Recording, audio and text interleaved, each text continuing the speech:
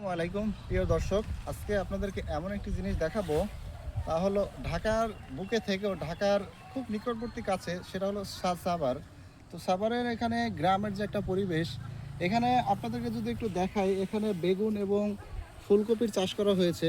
তো এখান থেকে মনে করেন আপনার আমাদের এই গ্রামের যে চাহিদা পূরণ করেও এখান থেকেও সবজি সিটিতে ট্রান্সফার হয়, এখান থেকেও ঢাকা সিটিতে আপনার বেগুন, সবজি, ফুলকপি তারপর যাওয়া হয়। তারপর এখানে যদি আমরা একটু দেখাই, আপনি দেখেন এখানে কত সুন্দর ফুলকপি, যেটা আমরা গ্রামের থেকেও অত্যন্ত মনে করেন ভালো।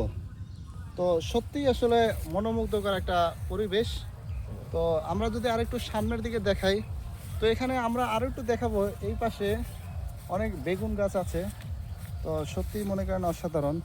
তো আপনারা যারা আছেন, আপনারা এভাবেই সবজি চাষ করবেন, আপনাদের জন্য অত্যন্ত ভালো হবে।